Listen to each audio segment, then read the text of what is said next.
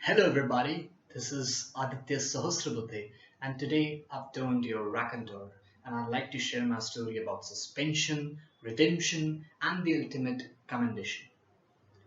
Ninth and 10th are perhaps the best years of a student's whole life. Then he's mature enough, has all the time in the world without much workload and can enjoy his hearts out, which isn't quite possible in 11th and 12th. Ninth and 10th grade is tantamount to a 100-meter sprint, whereas 11th and 12th grade is akin to a 10-kilometer marathon. Cricket, football, anime, novels, soaps, movies, PlayStation, they all keep you overoccupied. And there's the time after school hours you desire that should cease for eternity. But what about school hours?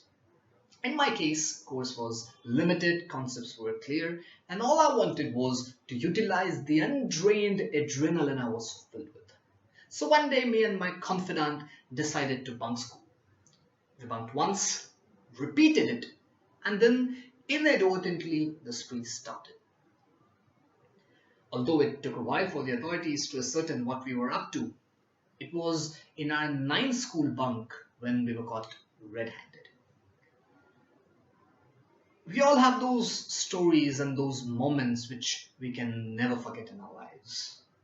For me, a moment came in grade 6. I witnessed felicitation ceremony of students council for the first time in grade 6. Heads held high on their shoulders, chests billowing with pride, and their gaze as focused as a kestrel's. The 12 council members looked no less than the awardees waiting for the knighthood. It was that moment which allowed me to dream to be a council member. Seeing that, I decided to be a council member one day. But as it is rightly said, you do hundred good things and people may still not remember you. But you do one bad thing, you commit one mistake, and people may never forget you for that. After the bunk spree started, we received and in fact earned the moniker professional bunkers, aka PBs. When we started our bunk, we were two in number, and by the time we were caught red handed, the professional bunkers cyst had already metastasized into 9. With the possibility of suspension looming over my head, my chances of becoming a council member started to fade. It was my time for confession. The D-Day had arrived, with Father Principal and the senior-most faculty on our heads. We were to face their wrath. I confessed. I opened my mouth, and I was standing 7th in the queue. And by the time I went to tell my story, I was taken aback when I got to know that the accusation had shifted from bunking school to smoking shisha. I was petrified. I didn't want to be accused for something I didn't do. So I confessed that I bunked school because it was absolutely pointless to defend myself against the prior accusation, and all I could do was to fight against the new development. I confessed that I bunked school and even told the truth that I didn't smoke shisha. After all the consideration and fact-finding, I was acquitted of the accusation of smoking shisha, but I was officially suspended for 2 days for bunking school.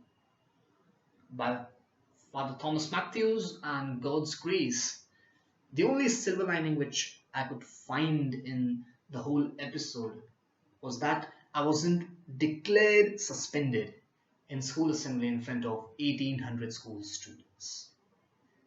My all good work, image, and even my existence had blackened. I was not guilty for bunking school, but I was petrified to my bones to receive the tag I'd get once I'd get to school. Time passed. Days, weeks, and months flew by. I had to redeem my original self. And it was after 13 months of my suspension that I was wearing the same sash and badge on the same podium, and was crowned Red House Literary Secretary. That's my story, guys. I hope you liked it. Comment down below, share a few stories, try to be raconteurs too.